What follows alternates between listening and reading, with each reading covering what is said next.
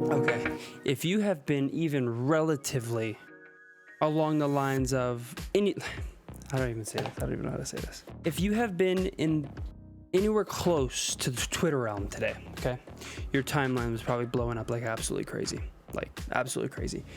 The updates, the information being pushed out for Warzone Pacific, for Call of Duty Vanguard, have been relentless, starting this morning, ending mid-afternoon or so. And in today's video, I want to go over the things that I find important, the things that I find eye-opening, the things that I think people care most about, the things that I care most about as somebody who's been waiting for Warzone Pacific Caldera. And we're going to go through the article a little bit. I'm going to talk about the things that I think are very important. And then from there, guys tell me what you think. If you agree with some of the things, if you disagree with some of the changes that they're implementing. I mean, we're not getting FOV for console. They're gonna make that such a big deal that if they haven't announced it, obviously it's not coming. And it's disappointing. If you are waiting for it to come to console, unfortunately, you're gonna have to keep waiting. It sucks, it definitely sucks. But I wanna talk about the things that I think are very, you know what? Here. Let's just be specific. Can you see this? Can you? I wrote it down. Okay, let's see. I think you can see it, or is it backwards? I can't even tell. The new maps, no, the new guns, the new maps, the new, what did I put? The new perks, you get the point, right?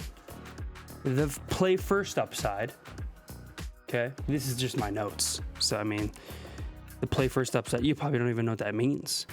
Enjoying the final days of Verdansk. And I also want to talk about why maybe you should read this article.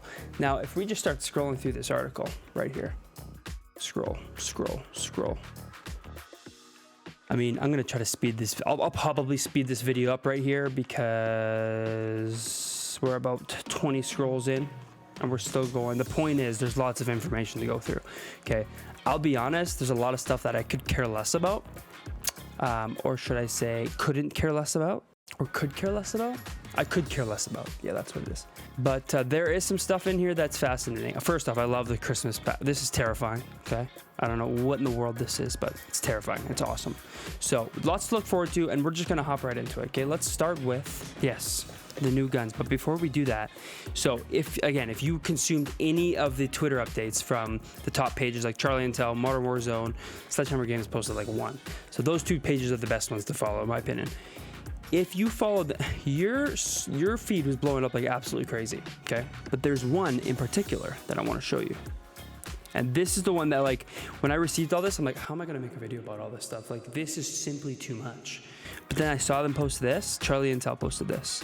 And I'll tell you, it made me just take a deep breath, okay? So I'll post this on the screen. Pull it away, you moron. This exact photo, I'll share it on the screen right now. Okay, perfect. Now, the last hours of Verdansk being today, so you're going to be able to enjoy that tonight.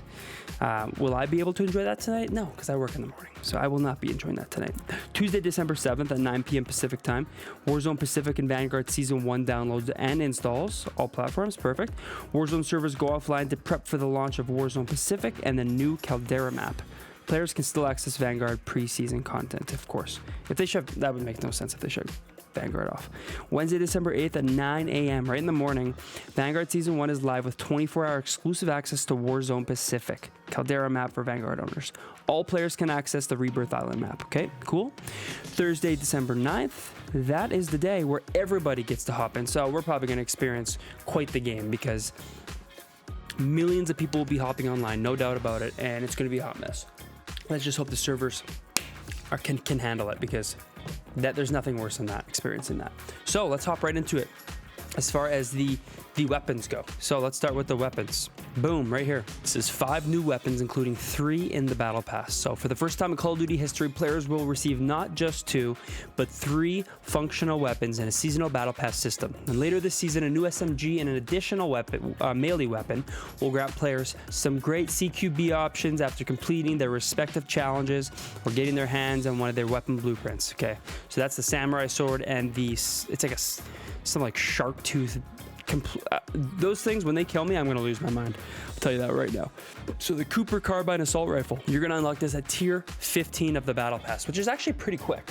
Like if you buy the Battle Pass that allows you to level it up to a certain amount right in the start, you're going to get that within a few matches. So that's great. Now this weapon is an American hybrid rifle with SMG-like properties. The Cooper Carbine is a short-range assault rifle that's easy to control with a fast fire rate. It could best be compared to the Automaton, another popular fast-firing assault rifle that community members have gravitated towards since launch. I'm gonna highlight what I'm reading here so it's easier to follow along. By default, the Cooper Carbine has a slightly lower rate of fire, shorter effective range, and a bit more horizontal recoil, but in exchange offers better damage per shot, quicker centering speed, and a bigger default magazine. Now, what happens when you put attachments on, right? That's really all that matters, and that's what they're going to dig into here. Dive into the gunsmith and you'll find attachments that can boost its rate of fire past 1,000 RPMs, crazy. Put its damage into 3-shot elimination territory in multiplayer, so that's only for Vanguard, or provide a 60-round drum magazine that fully commits this weapon to its SMG roots. Expect it to be a solid mid-range option from Warzone, Pacific, and multiplayer, or as an overkill backup to the other range weapon in the Battle Pass system. Here we go, and this is the one they're talking about. The Gorenko Anti-Tank Rifle, Sniper Rifle. You'll be able to unlock it at Tier 31 of the Battle Pass system. Good stuff. It's not very far either. The Gorenko is going to hit enemies hard. A heavy semi-automatic rifle, the Gorenko offers the most damage per shot of any ballistics-based weapon, capable of one-shotting any enemy in multiplayer with ease. So that's, again, just in Vanguard. Even though it is semi-auto, follow-up shots may be hard to take due to the incredible kick its high-caliber bullets produce. This can be remedied with some available barrel attachments, or those who can somehow tame it could bump up the fire rate and aim down sight speed for a wildly aggressive sniper loadout. That will be a gun at some point. Look at the end of the barrel. That thing is massive. As the only weapon of its kind in Vanguard, it fills a unique role when facing foes. However, in Warzone Pacific, the Gorenko could rival similar sniper rifles from other Call of Duty titles and may wind up being the go-to long-range option for top players in tough trials and competitions. Now, the thing is, like, we kind of know how this game works, right? They're saying, like, it could be a really viable weapon if you make it a viable weapon, it will be. If you make what's the gun called again? The SMG one.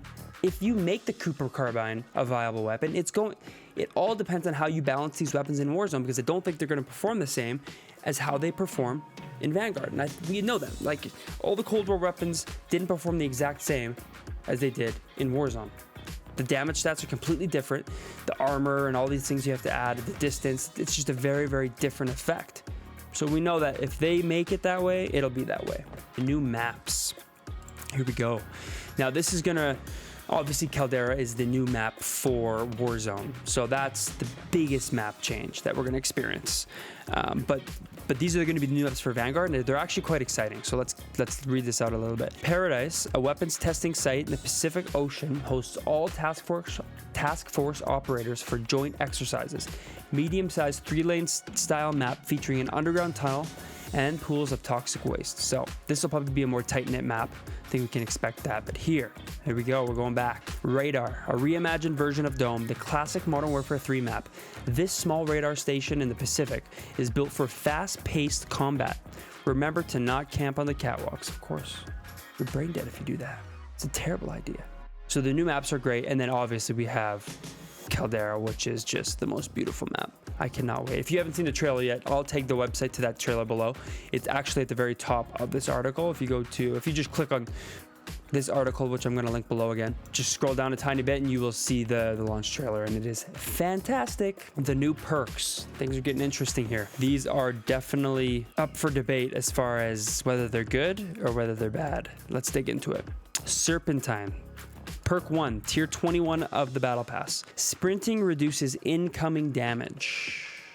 Breaking out into a regular sprint slightly reduces all damage from ballistics and explosives, while a tactical sprint can cut damage by more than a quarter of its normal value. Now, Exclusive Ace actually posted this on Twitter, and he was talking about this a little bit, breaking this down, wondering like, ew, that seems a bit much, right? It seems a bit intense. It seems a bit extreme. My question was right here. While tactical sprinting can cut damage by more than a quarter of its normal value. So if you're in attack sprint, you're gonna actually be able to consume more damage, which, man, that's so weird. Like, why would they do that? But it says here in the first part, right? Breaking out into a regular sprint slightly reduces all damage from ballistics and Oh, I see. So ballistics being weapons. I literally figured that out as I'm talking here. Never mind, ballistics and explosives. So I said that in my response to Exclusive Ace. And I'm wondering if he made me look like an idiot by replying. Because I'll tell you. Let's see. I'm going to go ahead. See, look what I said here. You see this? Now, the second part of the statement says, cut damage by more than a quarter. Does that refer to all damage, I wonder, or just explosive and ballistic? Hey, moron, mic check. Ballistic is bullets, moron. I'm going to go ahead and save myself some time here. Deleted. Thank the Lord. I thought of that right now, as I'm recording this freaking video. Okay, Intuition, perk 1, tier 44 of the Season 1 Battle Pass. Now, this is the most OP one for sure. Your vision pulses when enemies are nearby, even through walls. I don't know the range of this. People are gonna be testing the crap out of this. So it says here, similar to High Alert in previous games, but with shorter range, Intuition allows you to perceive threats before they round corners or burst through doors. This is done without the need to suppress them, like piercing range, making it a more passive option for those looking for more close range engagements. So we're talking about the pros, the guys who want to hunt down any possible enemy, going for kill races and so on. They will definitely be using this. And then last but not least, Special Incendiary Grenade. Incendiary. Man, that is a challenging word, ain't it? You gotta say it quick. Special Incendiary Grenade. All right, we got it. Obscures an area in a white fog and burns those who come close. A handheld and extremely limited version of the firebombing run kill streak, the Incendiary Grenade deals a small burst of damage within a large radius at the detonation point, then deals burn damage every second to those who stay within its range. This damage scales the longer someone is within the area and lasts for a longer time than its rivals, the Thermite and Molotov cocktail. I don't know how much people are really going to use that, but people will try it, that's for sure. One of the upsides here is the fact that this is pretty simple. If you have Vanguard, you get a full day of early access. That in itself is a no-brainer. If you play the game, if you like to level up your weapons, the thing is, if you're just playing Warzone for the sake of enjoying the game, there's no need, right? A day of early access, whatever. And if you don't want to spend the money on Vanguard, to me, that totally makes sense. If you want early access and if you want the ability to be able to level up any weapon at any point, the best way to do that is to purchase Call of Duty Vanguard, which I highly recommend. Now, on the schedule, as I'll post here again, the last hours of Verdansk between today and tomorrow, there's going to be that live event. I'll be hopping into that tomorrow for sure, but that's going to be a no-brainer for me. Hop into the live event, check out the last hours of Verdansk. Whether you like the map or not, the memories that were made there, lots of fun. I had lots of fun on Verdansk, so I will definitely be hopping into that.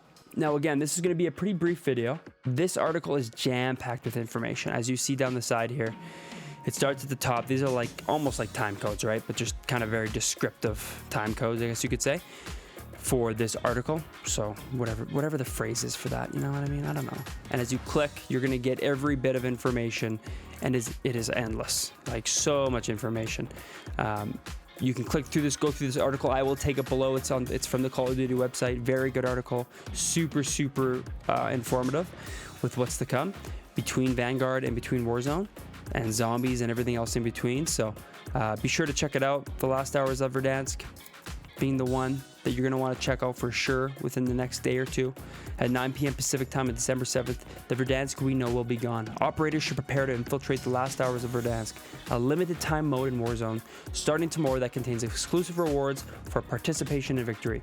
Those who want to play on Verdansk one last time may want to join this explosive finale where bunkers are your only safe haven from what will come. Remember, after 9 p.m. Pacific time on December 7th, the Warzone servers will be shut down alongside the Season 1 update. They will be back online at 9 a.m. Pacific time, December 8th, where Vanguard owners can drop into Caldera and everyone can get back to Rebirth Island for the start of Warzone Pacific. Thank you guys for watching, and we'll see you in the next video. Take care.